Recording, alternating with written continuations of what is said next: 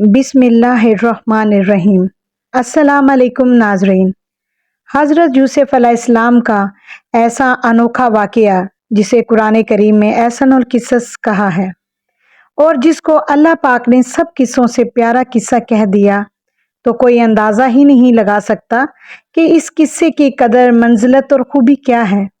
आज हम आपको वही किस्सा सुनाने जा रहे हैं कि कैसे हज़रत ज़ुलेखा हज़रत यूसुफ अलैहिस्सलाम के इश्क में मुब्तला होकर गुनाह की तरफ माइल हुई और फिर सच्ची तौबा के बाद इन दोनों की शादी हो गई। शादी की पहली रात इनके लिए दर्दनाक क्यों थी? अल्लाह पाक ने इनके बातिन से कौन कौन से दो पैगंबर पैदा किए? आज यही तफसील बयान करेंगे। तमाम नाजरीन से गुजारिश है कि वीडियो को मोहब्बत के साथ और तवज्जो के साथ आखिर तक लाजमी देखिएगा। नाजरीन, राइल जो कि तारीखी किताबों में ज़ुलेखा के नाम से मशहूर है, वो बादशाह तैमूस की इंतहाई खूबसूरत शहजादी थी। अलामा इब्ने कसीर लिखते हैं कि 9 साल की उम्र में ज़ुलेखा को हज़रत यूसुफ अलैहिस्सलाम के दीदार का ख्वाब आया, तो वो उसी वक्त उनकी दीवानी हो जाती हैं। कुछ सालों के बाद इनको हज़रत यूसुफ अलैहिस्सलाम दोबारा ख्वाब में अजीज़ मिस्र के रूप में नजर आते हैं और ज़ुलेखा बीबी की किस्मत ऐसी कि उसी साल अजीज़ मिस्र का रिश्ता उनके लिए आ जाता है। वो फौरन शादी के लिए हाँ कर देती हैं, क्योंकि वो समझती हैं कि हज़रत यूसुफ अलैहिस्सलाम ही अजीज़ मिस्र हैं। लेकिन उस वक्त अजीज़ मिस्र फोती कारबिन नुहीब था। शादी की रात उनको पता चलता है कि ये लड़का वो नहीं है जो मुझे ख्वाब में नजर आता था। कुछ ही अरसे बाद हज़रत यूसुफ अलैहिस्सलाम मिस्र के बाजार में बिकने के लिए आ जाते हैं और ज़ुलेखा के शौहर अजीज़ मिस्र हज़रत यूसुफ अलैहिस्सलाम को उनके वज़न के बराबर सोना और कुछ रेशमी कपड़े देकर ख़रीद लेता है और अपने घर ले आता है। अल्लाह पाक कुरान पाक में फरमाता है, मिस्र वालों में से जिसने इसे ख़रीदा था उसने अपनी बीवी से कहा कि इसे बहुत इज्जत और एहतराम के साथ रखो, बहुत मुमकिन है कि ये हमें फ़ायदा पहुंचाए या फिर हम इसे अपना बेटा बना लें। यूं हमने मिस्र की सरजमीन में यूसुफ अलैहिस्सलाम के कदम जमा दिए। हज़रत यूसुफ अलैहिस्सलाम महल में सुकून से रहने लगे। जैसे ही आपने जवानी की दहलीज पर कदम रखे तो ज़ुलेखा, जो कि पहले ही आपको ख्वाब में देख चुकी थी और आप पर फरिख्ता हो गई थी, वो आप पर नज़र रखने लगी और आपको बहकाने की कोशिश करने लगी। जैसा कि कुरान पाक में अल्लाह ताला फरमाता है कि जिस औरत के घर में वो था वो उसे बहकाने लगी और दरवाजे बंद कर लिए और कहने लगी कि लो आओ। उसने कहा, अल्लाह की पनाह, वो तो मेरा आका है जिसने मुझे इज्जत दे रखी है। बेशक जालिम निजात नहीं पाते। चुनाचे ज़ुलेखा ने दरवाजे बंद कर लिए और हज़रत यूसुफ अलैहिस्सलाम से अपनी ख्वाहिश पूरी करना चाही। ज़ुलेखा का कमरा 7 दरवाज़ों के बाद आता था। ज़ुलेखा हज़रत यूसुफ अलैहिस्सलाम को 7 दरवाज़ों से लेकर अपने अजर तक जा पहुंची। वहां जाकर उसने हज़रत यूसुफ अलैहिस्सलाम को गुनाह की तरफ रागिब करना चाहा। उसने कहा कि आओ, मेरे पास क्या देखते हो? तो हज़रत यूसुफ अलैहिस्सलाम ने फरमाया कि मैं कैसे गुनाह करूं जबकि मेरा अल्लाह मुझे देख रहा है। तो ज़ुलेखा ने समझा कि शायद बुतों की तरफ इशारा है, तो उसने दौड़कर अपने बुतों पर पर्दा डाल दिया और कहा कि अब हमें कोई नहीं देख रहा। तो आपने फरमाया कि इन मसनूई परों से अल्लाह की आंख को देखने से कोई नहीं रोक सकता, क्योंकि वो हर चीज पर कुदरत रखता है। ज़ुलेखा ने आपको पकड़ने की कोशिश की तो आपने हुक्म परवरदिगार से दरवाजे की जानिब दौड़ना शुरू किया और देखा कि दरवाजा खुल गया और इसी तरह आपने 7 के 7 दरवाजे अबूर किए और 7 के 7 दरवाजे खुद ब खुद खुलते रहे। जब हज़रत यूसुफ 7 दरवाजों तक पहुंचे तो ज़ुलेखा भी आपके पीछे पीछे दौड़ती रही। ज़ुलेखा का हाथ आपके कंधे पर पहुंच गया और उसने आपको पीछे से पकड़कर खींचा तो आपकी कमीज फट गई। अब आपने 7वां दरवाजा अबूर कर लिया।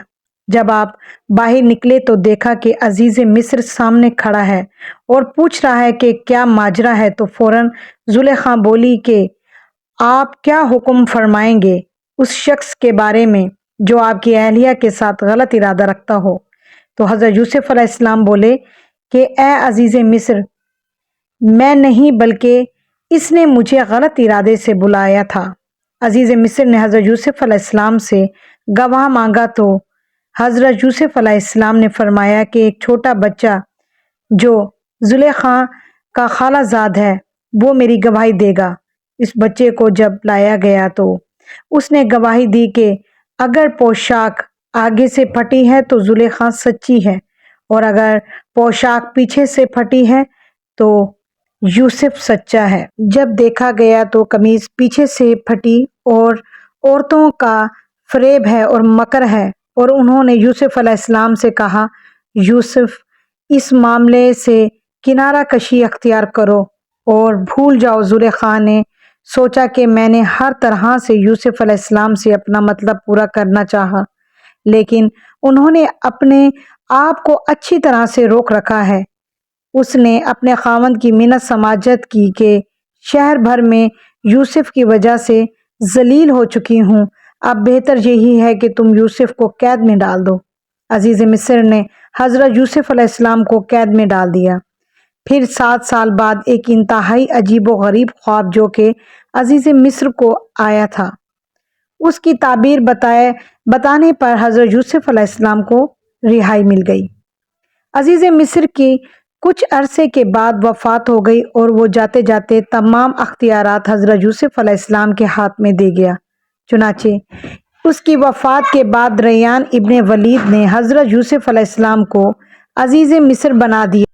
تو اب بات کرتے ہیں کہ بی بی زلیخا اور حضرت یوسف علیہ السلام کی شادی کیسے ہوئی۔ حضرت یوسف علیہ السلام سے حضرت زلیخا کی شادی کا واقعہ بڑا ہی دلچسپ ہے۔ عزیز مصر کی موت کے بعد زلیخا تنگ دست و محتاج ہو چکی تھی اور اس کی آنکھوں کی بینائی بھی چلی گئی تھی۔ اس کی آنکھوں کی بینائی جاتے ہی تو کسی نے اسے مشورہ دیا کہ آپ حضرت یوسف علیہ السلام جو کہ اس وقت شاہ مصر بھی ہیں، آپ ان سے اپنا معاملہ ذکر کریں، ہو سکتا ہے کہ وہ آپ پر رحم فرمائیں اور آپ کی مدد فرما دیں اور آپ کو غنی کر دیں، کیونکہ آپ نے بھی تو ان کا خیال رکھا تھا اور انہیں عزت دی تھی۔ اس پر کسی اور نے اسے بتایا کہ ایسا نہ کیجیے گا، کیونکہ ہو سکتا ہے کہ حضرت یوسف علیہ السلام کو آپ کا وہ دور یاد آ جائے جب آپ نے ان پر الزام لگایا اور انہیں کافی تکلیف کا سامنا کرنا پڑا تھا، اور آپ کی وجہ سے ہی وہ 7 سال جیل میں بھی گزار چکے تھے۔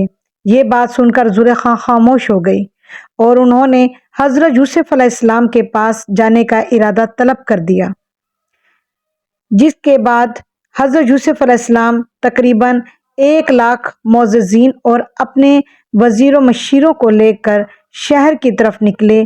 جس راستے سے حضرت یوسف علیہ السلام نے گزرنا تھا اسی راستے پر بی بی زلیخا بیٹھی ہوئی تھی۔ اس نے حضرت یوسف علیہ السلام کی خوشبو محسوس کر لی۔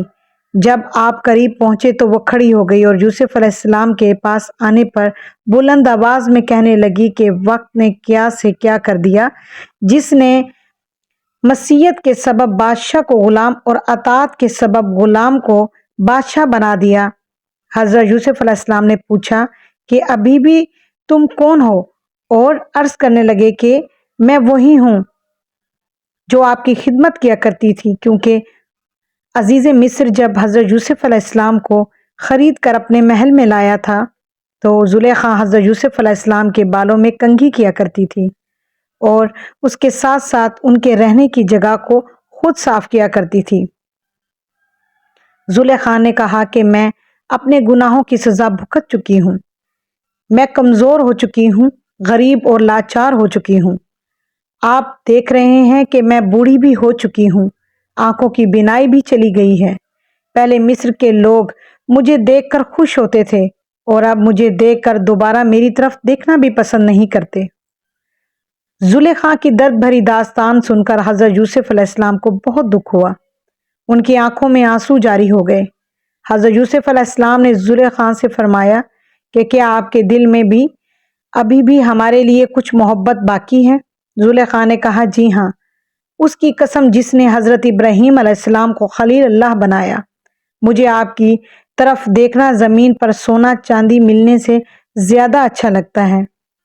آپ یہ باتیں سن کر وہاں سے چلے گئے اور پھر آپ نے حضرت زلیخا کی طرف پیغام بھیجا کہ اگر تمہاری رضامندی ہو تو ہم نکاح کر لیتے ہیں، اور اگر تم شادی شدہ ہو تو تمہیں غنی کر دیں گے۔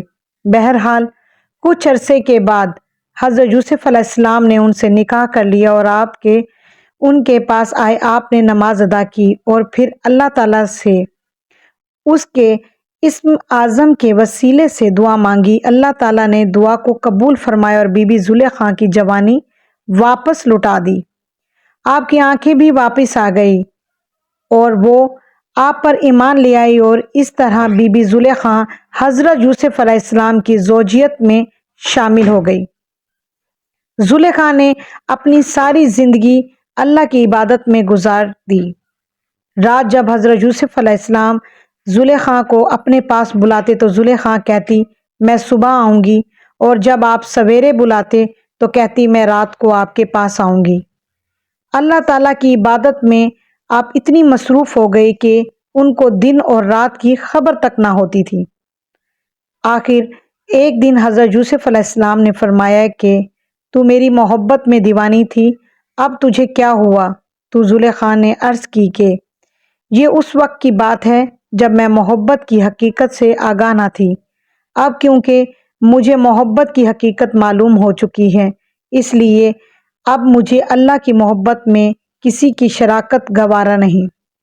حضرت یوسف علیہ السلام نے فرمایا کہ مجھے اللہ تعالیٰ نے فرمایا کہ مجھے آپ کے باطن سے 2 بیٹے عطا فرمائے اور وہ دونوں نبی ہوں گے۔